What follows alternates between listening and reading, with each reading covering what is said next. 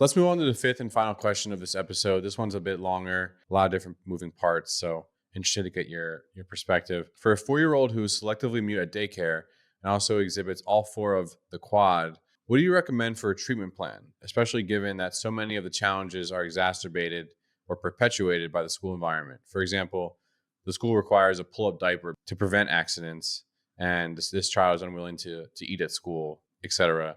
Should initial treatment focus on courage and speech only, or should it focus on aspects of the quad at home and outside the school? In other words, where should treatment start if we were to maximize the highest chance of progress while also balancing the ask of the school and not overwhelming this child? And how would you proceed once progress is beginning to be made? Yeah, so this again is a really a lot here in this, a Yeah, lot of meat in this they question. usually are.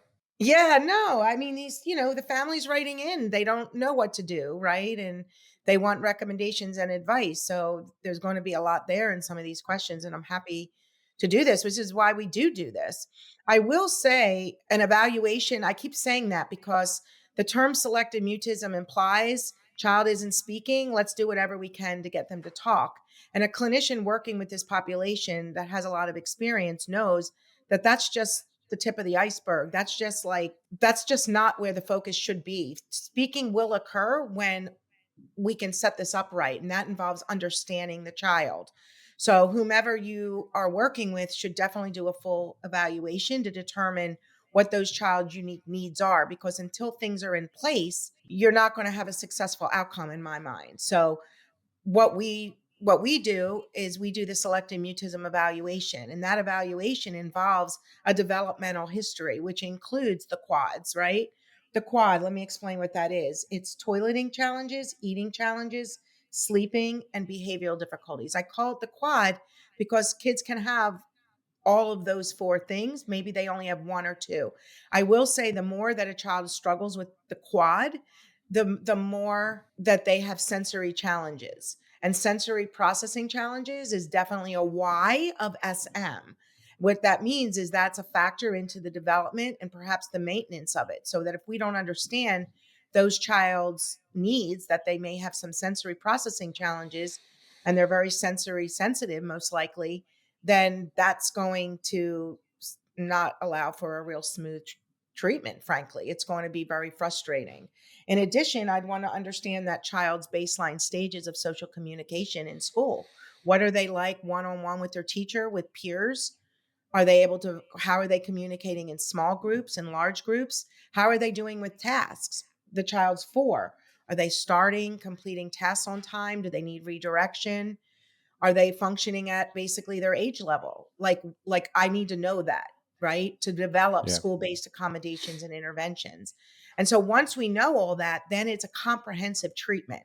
And that Yeah. comprehensive treatment involves dealing with educating parents, right? Educating the school, but starting to work through the quad behaviors. Why does this child have the toileting issues? Is it a social anxiety? There's a term called paruresis that starts really young, which is kind of shy bladder syndrome. They won't go to the bathroom outside the home. And that's a social anxiety trait. So maybe this is a shy or timid child with sensory sensitivities.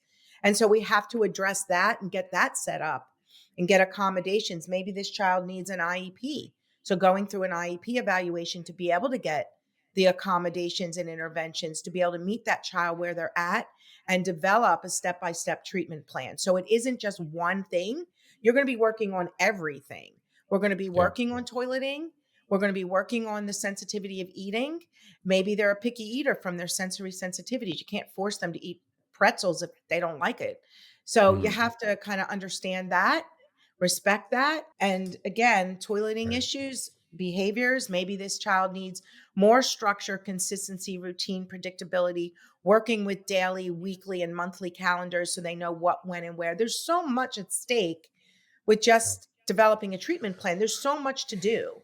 But the good news is once there's an understanding of a child, once you understand their needs, their unique presentation, then the individualized treatment plan is developed for at home with to deal with the quad, to deal with parenting, to know how to parent this child, how to educate aunts, uncles, relatives, how to deal with play dates. Where do you start with play dates? How do you bring the child into social communication? Who are the children you start with? How do you get play dates at the home versus somebody else's home? Where's the best place to start? um, in the real world, in the community, practicing in stores and restaurants, out and about. That's going to build, well, consistency, but it's going to help your child make the progress, which will then carry over into other environments. Educating aunts and uncles and adult friends on how to question, when to question, bringing a bag of props of high interest activities that can be, you can see it's going on, and educating the staff, like having an IEP in place for this child.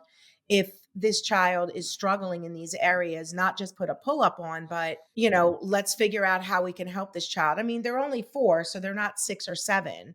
So, but definitely working on that. I mean, we will have parents go to the bathroom with the child, then we chart it where the parent takes 2 steps out, charts the child goes to the bathroom, the child's aware, takes 5 steps out, and then eventually the child's going to the bathroom in the school bathroom. If they are a sensory sensitive child, they may not feel comfortable going to the bathroom in a public bathroom in school where all the kids go. So there are times that they have to go into a different location or go when there's few people around. Maybe it's the loud flushing toilets for a sensory sensitive kid.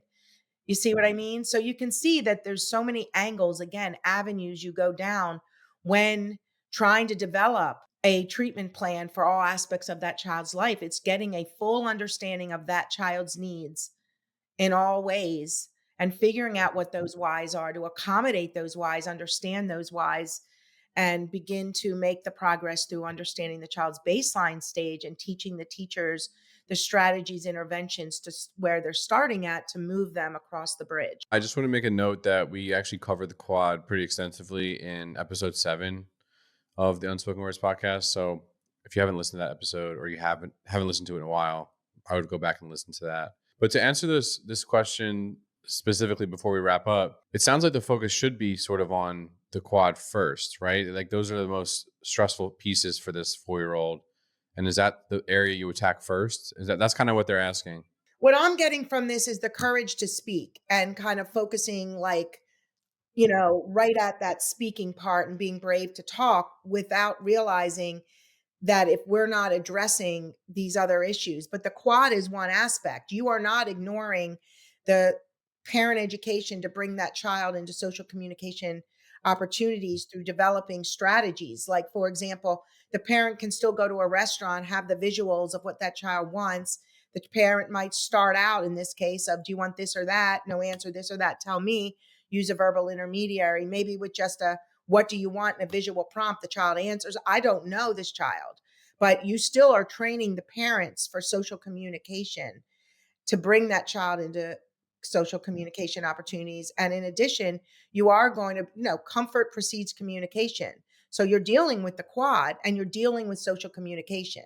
So what I don't love is the focus on talk, talk, talk, being brave to talk here when this child has other issues. I would say they're being brave just to show up, and maybe they're brave to just hand over, take over. I don't know.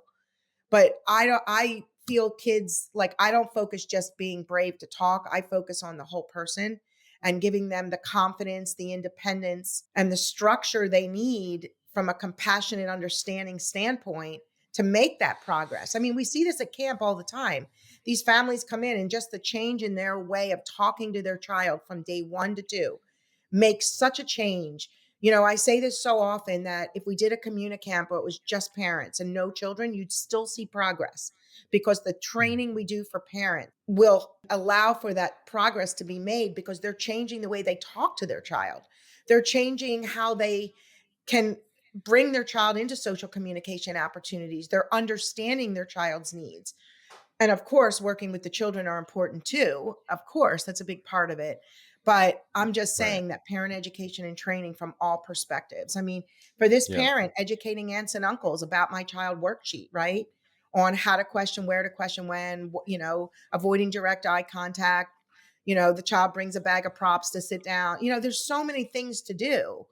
Who are you focusing on play dates with? Obviously, school peers would be ideal, and those are the kids that the teacher pairs groups and sits with that child, right? How they sit in a large group near the teacher, near their buddies, If the child makes progress with the friends at home, we transition the speech into school. Do you see what I mean? So you're never isolating out, let's just work on the quad. You're working on the whole person at the same time, Yeah. but you're meeting them where they're at.